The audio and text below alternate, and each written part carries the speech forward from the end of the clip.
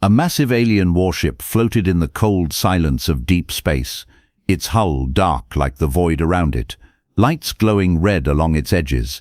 Inside, Commander Zevor stood tall on the bridge, his sharp, scaled features twisted into a proud grin. He stared at the holographic map in front of him. One tiny dot blinked blue, slowly moving across the edge of their territory. It was a human scout ship, alone, lightly armed, clearly not meant for combat. His officers looked nervous, but Zevor raised one hand and said coldly, "Destroy it." An officer blinked, his voice shaking. "Commander, the old archives say never to attack humans without warning." Zevor slammed his hand down on the console, sparks flying. "Do you fear children who cry about peace and diplomacy?" he barked. "They're soft, weak, unprepared." The command was given, and within minutes beams of plasma tore through the quiet of space. The human ship didn't fight back, didn't even signal distress, just exploded into fragments. No message came, no reaction, no words. Back on the alien homeworld, news spread fast. Some celebrated, saying it was a clear show of power. Others whispered in dark corners, reminding each other of the warning carved into ancient walls. "If you strike a human, you will never be free again." But Zevor didn't care. He held a grand feast, laughing with generals and boasting that the humans were cowards who wouldn't dare respond. The next day, something odd happened. A human satellite appeared in orbit, just above the clouds of Tholvan, their homeworld. It didn't shoot, didn't move, didn't speak. It simply hovered, silently watching. Zevor ordered it destroyed, and it was. But by nightfall, 5 more appeared in its place, then 10 more, then 20. Still, no message, no retaliation, no war, just silence. Then trade routes began shutting down. Alien ships traveling near human territory went missing. No distress call, no black box, just gone. At first, Zevor thought it was a coincidence, but then a diplomat from the Tralak Empire refused a scheduled meeting. When asked why, he said only this: "We do not stand beside those who provoke the humans." Zevor's smile faded that day, but his pride kept him blind. In a deep research lab, alien scientists were trying to decode a signal found inside one of the replacement satellites. After days of effort, they finally cracked it. It wasn't a warning or a threat. It was a recording, a calm human voice. Male read a list of alien names: soldiers, scientists, politicians. Each name was followed by the words, "marked for observation," and at the end, the voice said, "You may forget, we do not." That night, Zevor had a dream. He stood in a field of ash, surrounded by shadows. Each shadow wore a human face. None of them moved, none of them spoke. They simply stared at him with eyes full of quiet promise, not of death, but of something worse, being remembered. When he woke, he called his advisors and demanded answers, but they had none. The humans had gone dark, completely silent, no ships seen, no channels open. It was like Earth had become a ghost. Still, their presence was everywhere. Drones began appearing in secure alien zones, small like insects but watching constantly. One was found inside Zevor's own command chamber. How it got in, no one knew. And worse, it had no weapons, just a single blinking light, blue, then red, then it shut off and disintegrated. The message was clear: they could enter anywhere, any time, and still they had done nothing. This silence was not weakness, it was precision, it was patience. The fear started small, just a whisper among guards and servants, but it grew. It crawled through military halls, through political buildings, through the streets. Zevor noticed soldiers checking over their shoulders more often, and in the silence of space, every beep from a console felt like a clock ticking toward something. But no declaration of war came, no battle lines drawn, only a slow, crushing pressure, like being watched by a predator that wasn't hungry yet. And somewhere deep in a human war council, someone marked a new note under Commander Zevor's name: Phase 1, complete. The aliens had made the first mistake. The humans weren't coming for revenge, they were coming for understanding, and they wouldn't stop until the galaxy knew. Never attack a human, because they will never ever let you go. The stars looked the same, but something had changed.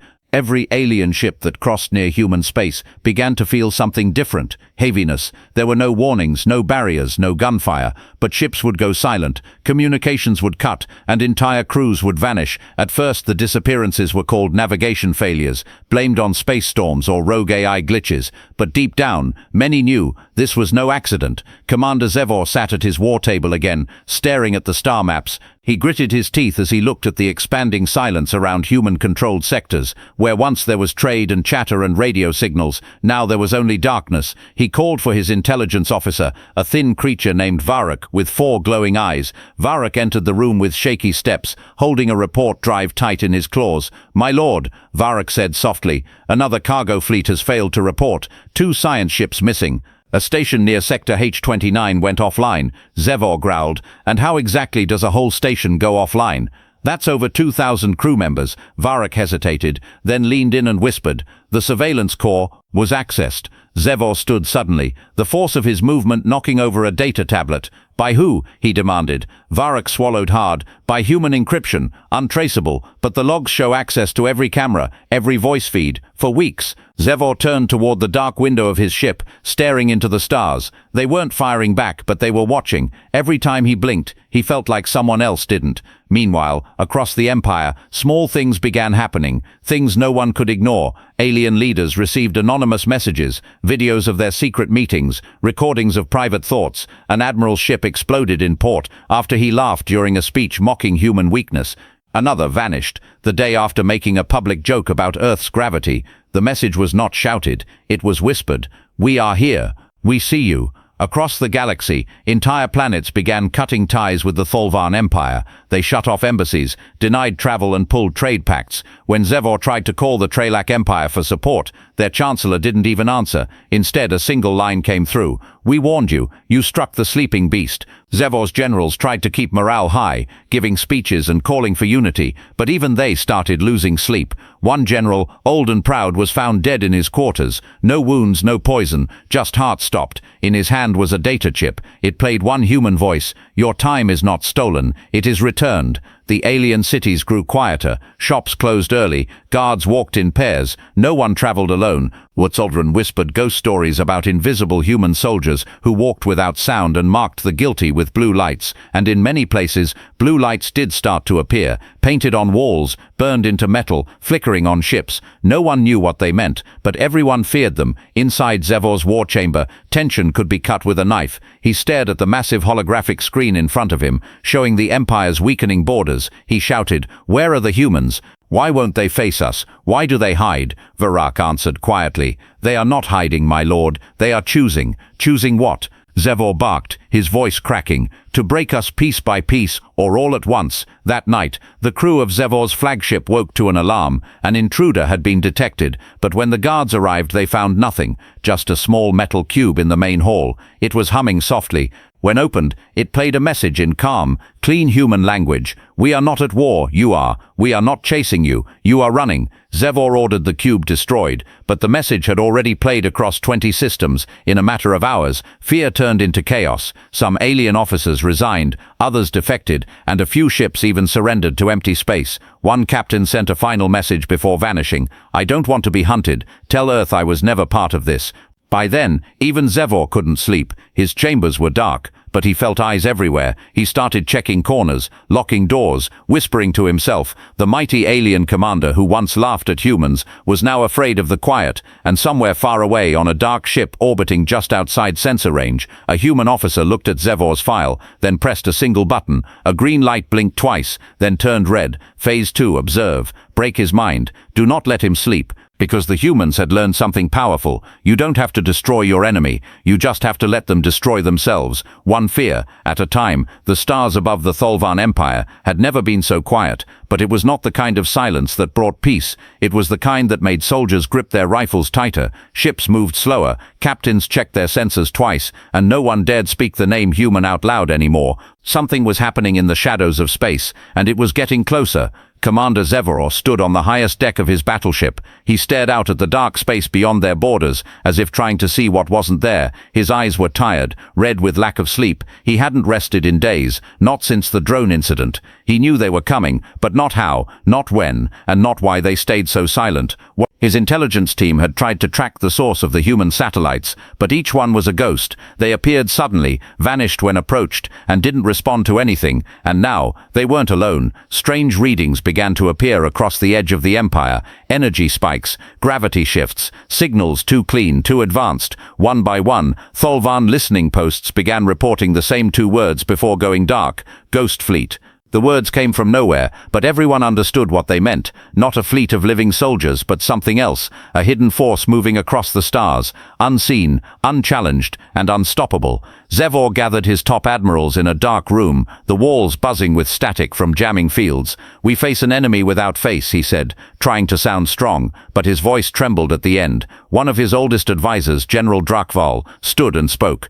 "We believe the humans have developed new stealth ships, undetectable by radar, shielded by tech we can't understand." Another added, "They don't leave heat trails, they don't show movement, but systems go dark whenever they pass." Zevor slammed his fist against the table. "Then show me a target, show me where to strike." But no one could, because the humans hadn't come to fight, they came to haunt. In a distant mining colony called Rilnark 12, the crew had just begun their morning shift when the sky turned black. Not from clouds, but from a shape above the atmosphere. A massive dark object slowly passed over them without a sound, blocking out the sun. The communication towers instantly lost signal, and the mining machines powered down. When one engineer tried to restart the generator, the only thing that turned on was the emergency screen.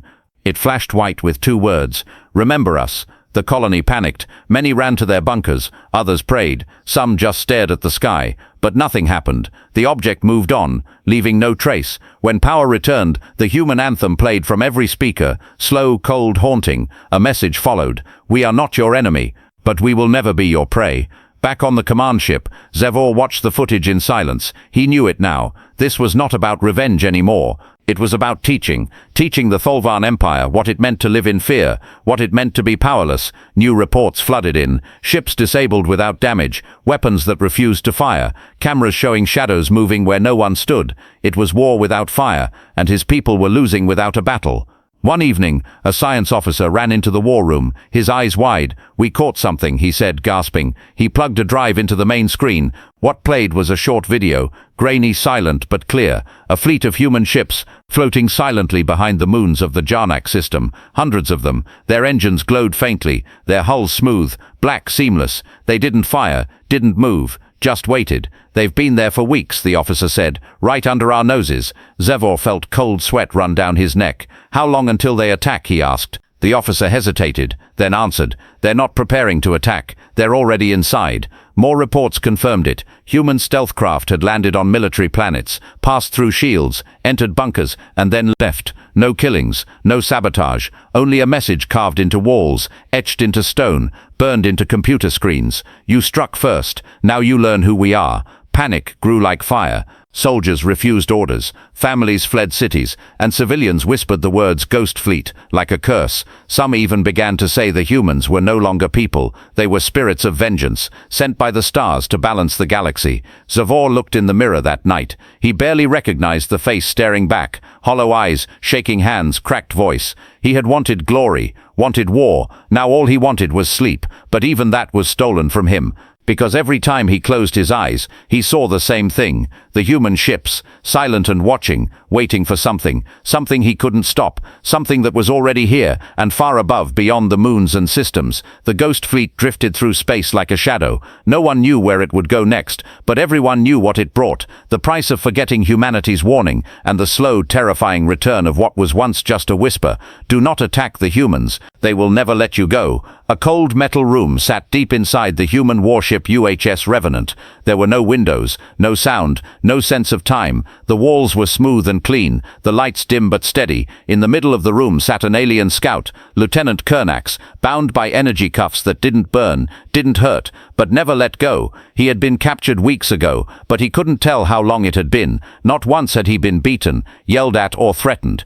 And that made it worse. Each day, a quiet human officer came into the room. He wore no weapons, just a dark uniform and calm eyes. He didn't ask for secrets, didn't demand codes. Instead, he asked questions that felt strange. "What were you taught about us? Do you believe you were right to strike first? Do you understand why you're here?" At first, Kernax refused to speak. He stared ahead, silent, proud, waiting for pain or fear. But nothing came, just silence and those calm, steady eyes.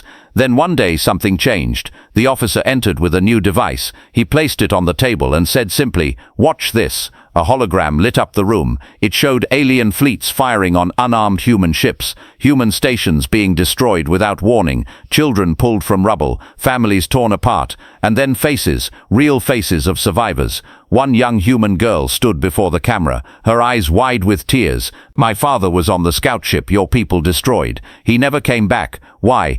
Kernax looked away, but the image followed him. She wasn't angry, just confused. Not seeking revenge, just an answer. He finally spoke, his voice dry. "We were told, humans are dangerous, unstable. You would strike us eventually." The officer nodded slowly. "And yet we only watched. We only listened. It was you who fired the first shot." Kernax lowered his head. He had never seen this side, never heard the names, never been told what happened next. Another screen lit up. It showed his commander, Zevor, speaking at a rally, laughing about how weak humans were, how easily they could be crushed. But the officer paused the video and said, "Do you know where he is now?" Kernax didn't, so the officer showed him satellite footage. Zevor in his quarters, sleepless, trembling, surrounded by guards, hunted by fear. "He struck us without knowing who we are," the human said. "Now he learns." Kernax's hands trembled slightly. He had been proud once, proud of his mission, his fleet, his empire, but now he felt something heavy inside his chest. Not fear, not hate, shame. The officer stood and walked to the wall, pressing a hidden panel. A section opened to reveal a screen with a blinking light. "You're free to speak to your people," he said. "Tell them anything. But ask yourself, what truth do you really want them to know?" For a long time, Kernax sat alone. His thoughts ran wild. What would happen if he warned them? Would they believe him? Would they care?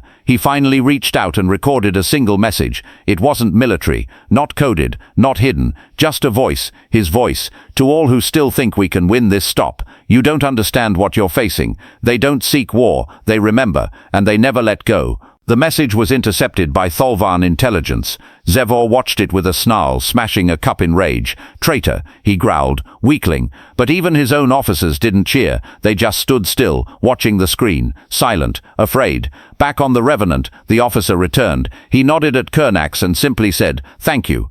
"Am I your prisoner?" Kernax asked quietly. "No," the officer replied. "You're a student, and now, so are your people." That night, Kernax was moved to a living chamber. He wasn't locked in, wasn't watched with weapons. Instead, a human child greeted him with a tray of food and a nervous smile. She said nothing, but she didn't have to. Her eyes told the story. Not hate, not revenge, but hope. And far above, in the heart of human command, a new plan was being written. Not to crush Tholvan with fire, but to reshape them with truth. The humans didn't need to conquer. They only needed the enemy to see, to understand, and to never forget. Because once you see what the humans carry in their hearts, you'll never raise your weapons again, not out of fear, but out of something far more powerful: respect. The skies above Tholvan's capital city turned grey at sunrise, but it wasn't clouds and it wasn't smoke. It was something else. Shadows. Shadows cast by enormous floating objects, too large to be satellites, too silent to be ships. They drifted above the city without engines, without sound. People rushed into the streets, staring up with wide eyes, unsure if it was the end or just the beginning. No one fired at the objects, no alarms were raised, because deep inside everyone already knew who they belonged to. The human ghost fleet had arrived, but it hadn't come to destroy, it had come to reveal. One of the floating crafts projected something into the sky, not a weapon, but a hologram, massive and clear, visible across the city and beyond. It showed the faces of alien soldiers who had attacked the first human scout ship. Then it showed the children of the crew who had died, now older, scarred but standing strong. Each child looked straight into the camera and said only one word: "Why?" There were no screams, no speeches, no explosions, just those faces and that question, again and again on a loop. The crowd stood frozen. Some covered their eyes, others sank to their knees. Even the strongest generals looked away, unable to meet the silent gaze of those human eyes. Deep in the palace bunker, Zevor watched the sky through a reinforced window. His jaw was clenched, sweat running down his face. "This is psychological warfare," he muttered. "They're trying to break our spirit." One of his advisors whispered, "It's already broken." Suddenly, reports came in from around the planet. Every prison, every labor camp, and every dark secret facility the Tholvan Empire had built had been opened, not destroyed, not attacked, unlocked. Inside each one, the human soldiers had found alien prisoners, dissidents, rebels, even children. They freed them quietly, left food and medical supplies, and vanished before guards could respond. But on every wall, they left the same message: "This is not war, this is correction." Civilians began to cheer in some cities, not for Zevor, but for the silent visitors in the sky. They weren't invaders now, they were liberators. Military officers were beginning to disobey orders. One even turned his entire unit over to human contact teams, begging them to protect his family from retaliation. Zevor could no longer trust his own guards. He moved from palace to palace, each one feeling more like a prison. Across the capital, massive banners were hacked and replaced with human writing. "We do not seek your end, we seek your understanding." Panic spread among the upper command. Some begged Zevor to surrender, others demanded a full strike on human positions. But they had no targets, no locations, no ships within range, nothing to strike but the truth, and it was everywhere.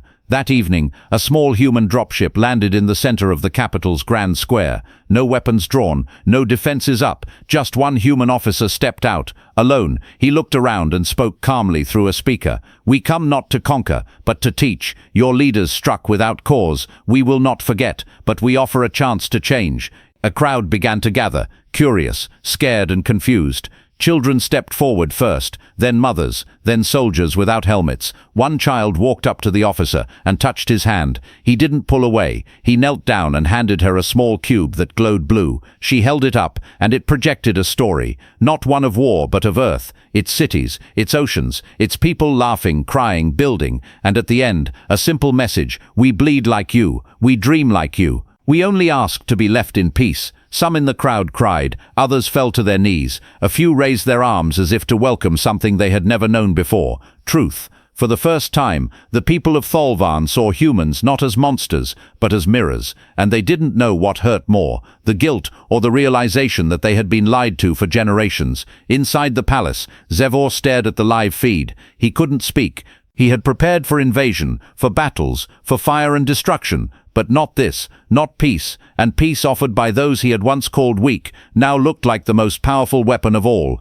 That night, all over the planet, people gathered to watch the human message. It didn't ask for surrender, it asked for change. It didn't demand an apology, it offered a new path. One by one, cities began to lower their banners, not in defeat, but in hope, because they had seen what Zevor never did. The humans didn't want revenge, they wanted to be understood, and that made them unstoppable, because when a species learns to strike with knowledge instead of weapons, to fight not with hate, but with memory, then no fleet, no army, no empire can win, not against the truth, and not against the humans, who never forget and never let go. Commander Zevor sat alone in the lowest room of his bunker. The walls were thick, built from reinforced steel, protected by energy fields and hidden far beneath the city, but no shield could protect him from what he felt inside. The silence in the room was loud, louder than any battle he had ever fought. He had once stood on stages, roaring like a hero, leading armies, crushing rebellion. Now he couldn't even stand tall without his knees shaking. The screens on the wall showed a broken empire, cities where alien citizens now cheered for humans, towns once proud of war, now covered in human messages of peace and understanding. And the worst part wasn't the fear, it was the shame. Everything was falling apart, not from bombs, not from invasion, but from truth. Zevor had built his career on lies, lies about the human race being violent, foolish and weak. But now the galaxy was watching humans bring down an empire without firing a single shot. His guards no longer looked him in the eye. His advisors had all fled or vanished. Only one remained, an old strategist named Harnik. Harnik had been with Zevor for 30 years, but now even he kept his voice low. "We have no allies left," Harnik said, staring at the dark map on the wall. "No one answers our calls, no one believes in us anymore." Zevor didn't respond. He couldn't. His hands shook as he reached for a glass of water, but even that felt too heavy to lift. He remembered the elder who had once warned him, "Do not strike the humans. If you do, they will come for your soul, not your ships." He had laughed at that old fool back then, but now those words echoed in his ears louder than anything else. A small alarm beeped on the corner of the screen. A drone had entered the palace airspace, not one of theirs, a human drone, but Zevor didn't order it destroyed. He just stared. The drone floated through the corridors silently, weaving past guards who didn't dare stop it.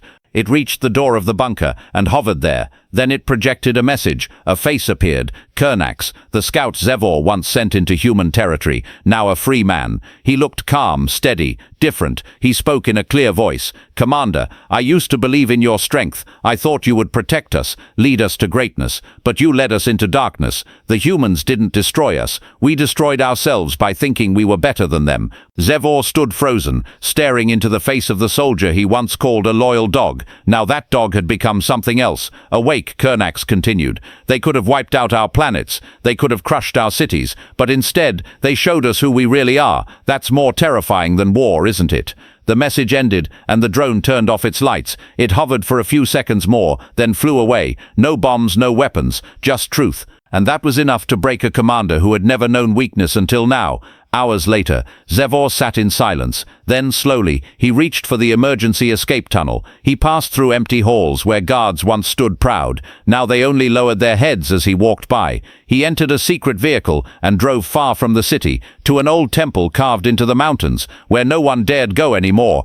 Inside, he found symbols of the past. Warnings, carvings, and history written long before his time. There was one message on the central wall. It was written in dozens of alien languages, including human. "Those who strike first must carry the weight of what follows." He dropped to his knees, not out of worship, but out of loss. He had lost his army, his people, his pride, and most of all, his place in history. Back in the capital, human ships hovered above quietly. They didn't move, didn't speak, but their presence was felt everywhere. A reminder that mercy was given only once. The galaxy watched closely now. Other empires who once laughed at humanity were silent. Their leaders whispered in shadows, afraid to provoke the race that had just humbled one of the oldest powers in the stars. The humans didn't need to declare dominance. They didn't need to rule. They only needed to be remembered. And now they were. Zevor stayed in the temple for days. No one followed. No one came to bring him back. He wasn't a commander anymore. He was just a man who finally understood what he had awakened. And far above the skies, inside one of the human command ships, a general watched his screen and spoke quietly to his officers. "He won't run. He has nowhere left to go." One officer asked, "What should we do with him?" The general answered simply, "Nothing. He's not the threat anymore. The lesson has already been learned." And that was the human way. Strike once, and they will strike forever. But not with weapons, with memory, with justice, and with something no enemy ever expected: understanding. The transport ship moved slowly through Earth's orbit, shining under the light of a yellow sun. Inside its cargo bay sat Commander Zevor, no longer in armor, no longer surrounded by guards, just a single alien man, hands cuffed, head low, eyes tired. He didn't speak during the journey, not even when Earth's surface came into view through the window. Blue oceans, green lands, clouds moving peacefully. The same planet he had once called weak now looked more powerful than any war fleet. Human soldiers stood quietly around him, but none pointed weapons.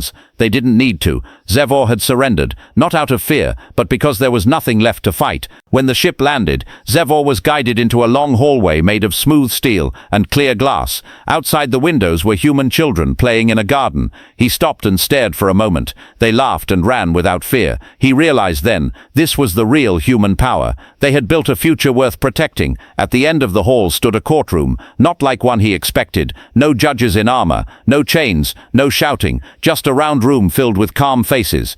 Leaders, survivors, and even civilians sat side by side. A voice spoke through the room's speakers. It was soft, clear, and human. "Zevor of the Tholvan Empire, you have not been brought here to be punished. You have been brought here to see." The lights dimmed, and a projection played above them. It showed the full history of human encounters with the Tholvan. Every peace mission ignored, every signal unanswered, every scout ship destroyed. Then came the faces, human families broken by war, names of lost lives, the sound of their last transmissions. Zevor didn't blink, didn't speak, but his hands clenched so tightly they shook. Then something unexpected happened. A young human girl walked into the room, carrying a small photo. She looked up at Zevor, her voice quiet. "My father died on the scout ship your fleet destroyed. He was a scientist, not a soldier." She handed him the photo, her father smiling, holding her as a baby. Zevor took it with shaking fingers. He stared at the picture for a long time, then finally whispered, "I'm sorry." The room was silent. No cheers, no anger, no applause, only stillness. And in that stillness, something heavier than punishment settled over him. Forgiveness. A human leader stood and spoke.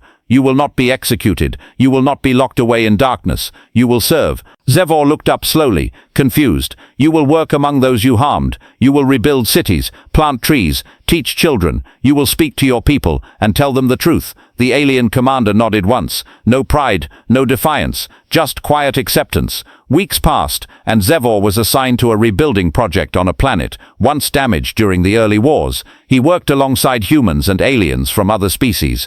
Each day he carried heavy loads, fixed broken systems, and helped others without command. He didn't ask for rest, didn't complain, and at night he spoke to young aliens who asked about the war. He didn't lie anymore. He told them the truth, that humans did not destroy him. They made him see. One day a human child ran up to him with a drawing. It showed a tall alien figure planting trees, surrounded by happy faces. She smiled and said, "That's you." He took the drawing in his hands and stared at it. No medal, no statue, no parade had ever meant as much, because in this small piece of paper, he was no longer a destroyer. He was something else, a witness. He had seen what humanity was capable of, not just their strength, but their restraint, their sorrow, their will to protect, not just themselves, but the future, a future that even he, once their enemy, could now be part of.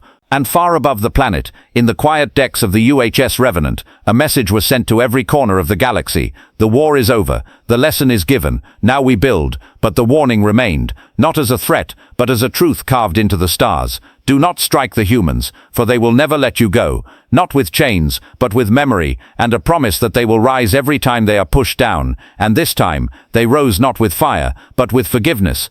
Years passed, and the war became something people told in stories, not of great battles or heroic victories, but of how the humans did something no one expected. They forgave. The Tholvan Empire no longer existed as it once did. Its flags were taken down, its war monuments melted into tools for farming. Cities that once built weapons now built homes. Schools opened in places where prisons used to be, and in those schools, young aliens were taught human history, the real version. The one with pain, loss, and the strength to move forward. Zevor, once the feared commander, walked through a rebuilt city on a peaceful planet. No guards followed him, no one bowed. He wore simple clothes, carried tools, and helped clean streets and repair old buildings. Children waved at him as he passed. Some called him teacher. He always smiled, but never forgot what it had taken to reach this point. He often gave speeches, not grand ones, not in big halls, but small, quiet talks in parks, schools, and public gardens. He told the truth every time. I once believed humans were weak, but they were stronger than any army I had ever known. Not because of their weapons, but because they chose not to become monsters, even when we gave them every reason to. One day he was invited back to Earth, not as a prisoner, not as a guest, but as a witness. The Human Council was holding a galaxy-wide event. Leaders from every major species had come to listen, to remember, to learn. The hall was vast and quiet, with light shining through a massive glass ceiling. Trees and green plants surrounded the space, living proof of what peace could build. Zevor stepped onto the stage, older now, slower, but his voice was steady. I led my people into darkness, he said. I thought fear would protect us, that strength meant power, but it was the humans who showed me what real strength looks like. It's standing back up without hate. It's remembering pain without using it to harm others. It's offering peace after being struck. He paused, and in the crowd, many lowered their heads, not in shame but in reflection. They could have wiped us out, he continued, and no one would have blamed them, but they didn't. Instead, they held up a mirror and made us face ourselves, and that changed everything. After the speech, he stepped down. A human child walked up to him and offered him a flower, a small simple thing, yellow with green petals. Thank you for choosing peace, she said. He took it gently, his hands trembling slightly. Thank you for offering it, he replied. Outside, hundreds of alien and human ships flew peacefully in the skies, no longer hiding, no longer spying, but traveling together, trading, learning, helping. Old enemies now worked side by side. The ghost fleet still existed.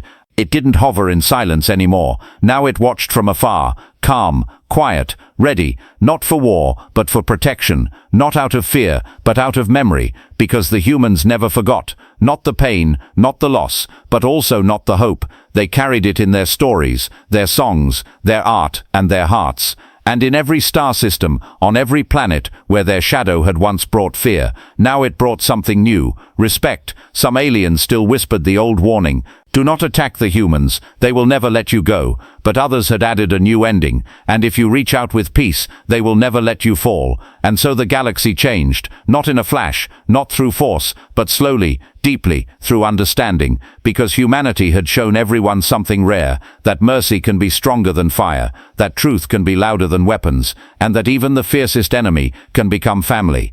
If given the chance to see, to listen, and to never forget, the war was over, but the lesson lived on, carried not in guns or ships, but in the quiet, powerful hearts of those who dared to call themselves human.